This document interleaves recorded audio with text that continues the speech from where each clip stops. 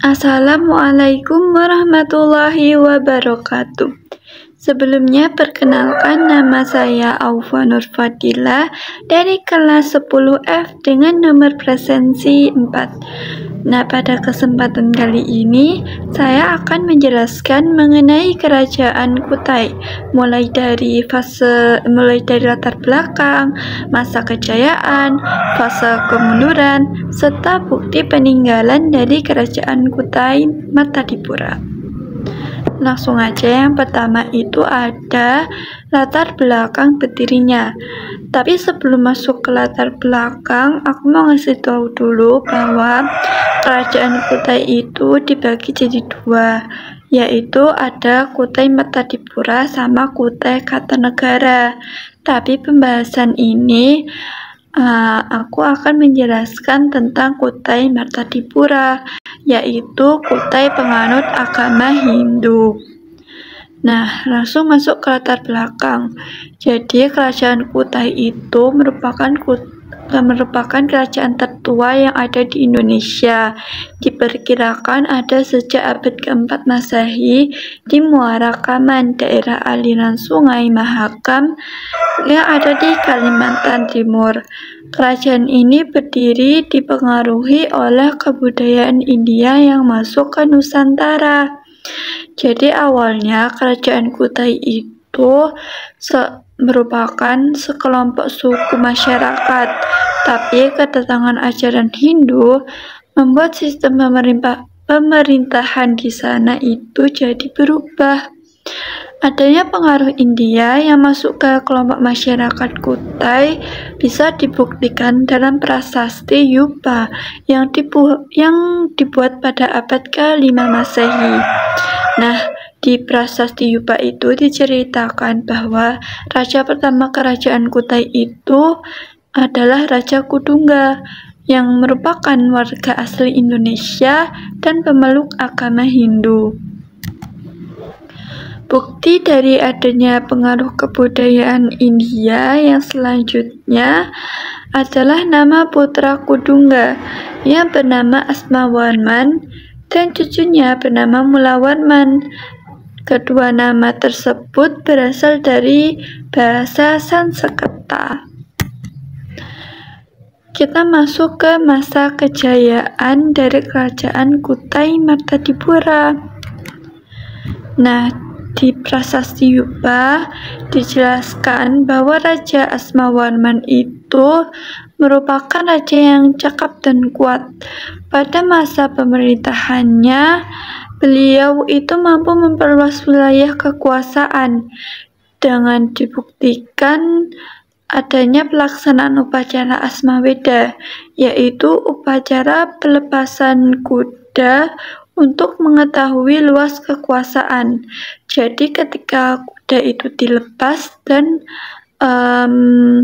meninggalkan telapak kaki yang lebar, itu berarti kekuasaan kerajaan itu juga semakin luas. Nah, Raja Asmawarman itu juga dianggap sebagai Wangsakarta, yaitu pendiri keluarga raja. Letak Kerajaan Kutai yang berada di dekat Sungai Mahakam itu juga jadi salah satu keuntungan, karena kegiatan ekonomi masyarakat itu jadi makmur. Lokasinya yang strategis juga memungkinkan Kerajaan Kutai ini menjadi pusat perdagangan antara daerah pedalaman dengan daerah pesisir.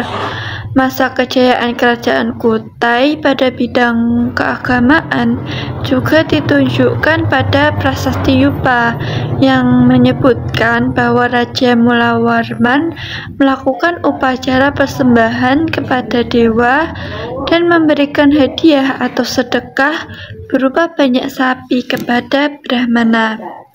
Perluasan wilayah kekuasaan, perekonomian yang memadai, dan kegiatan keagamaan yang aktif itu menjadi pertanda bahwa Kerajaan Kutai pernah berada pada masa kejayaannya.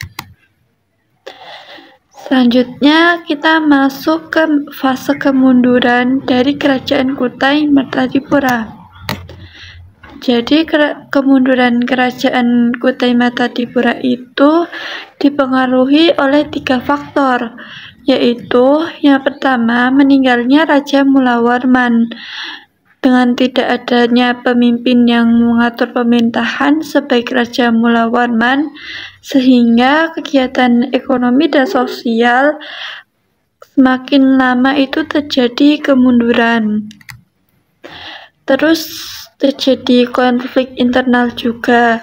Setelah wafatnya Mulawarman, terjadi pergantian raja yang cepat, sehingga penerus itu merasa kewalahan dan membuat tidak adanya keuntungan bagi kerajaan Kutai. Yang terakhir itu adanya serangan dari kerajaan Kutai Kartanegara. Melihat kondisi Kutai Matadipura yang mulai lemah, Kutai Kartanegara mulai mengambil kesempatan untuk menyerang kerajaan ini pada abad ke-13. Akhirnya raja terakhir Kutai Matadipura, yaitu Maharaja Dharmasetia, itu berhasil dikalahkan oleh Aji Pangeran Anum. Kita masuk ke bukti peninggalan dari kerajaan Kutai Matadipura. Bukti peninggalan atau sumber sejarah yang dimiliki kerajaan Kutai adalah prasasti berupa 7 tiang berbentuk menhir yang bernama yupa. Yupa ini dikeluarkan oleh Raja Mulawarman dengan tulisan Pallava berbahasa Sanskerta dan digunakan untuk mengikat hewan kurban sebagai persembahan pada dewa. Selain itu ada juga Cagar Budaya Arca yang merupakan sebuah lokasi sekaligus bukti sejarah kerajaan Kutai yang tepatnya ada di kawasan Sungai Pantun, anak Sungai Kadang Kapala, Gunung Kombeng, Kecamatan Muara Wahau. Nah, yang ketiga itu ada Kalung Uncal. Kalung ini berasal dari masa kerajaan Mulawarman yang kemudian dipakai oleh raja dan sultan setelah kerajaan Mulawarman dan Kutai bersatu. Kalung untuk wanitanya disebut Kalung Putri Dewi Sinta, tapi sayangnya kalung Putri Dewi Sinta itu belum diketahui di mana keberadaannya. Nah, yang keempat itu ada kura-kura mas. Kura-kura mas ini adalah peninggalan perhiasan yang bentuknya kura-kura milik seorang putri raja bernama Aji Bidara Putih. Benda bersejarah ini merupakan hadiah dari seorang pangeran bangsa Cina sebagai mahar melamar putri tersebut, bersama dengan sejumlah perhiasan lainnya yang terbuat dari emas dan intan. Nah, kita udah masuk ke yang terakhir, yaitu ada daftar pustaka. Jadi aku mengambil dari 4 sumber. Yang pertama itu ada dari sejarah dan sosial, terus ada yang berjudul sejarah dan latar belakang kerajaan Kutai, terus juga dari Medal Indonesia yang judulnya Peninggalan Kerajaan Kutai beserta penjelasan lengkap. Nah, yang terakhir itu aku mengambil dari buku LKS Ilmu Pengetahuan Sosial Sejarah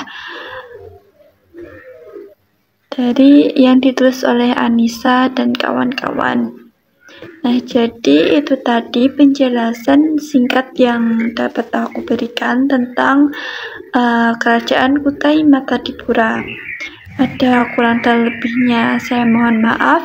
Wassalamualaikum warahmatullahi wabarakatuh.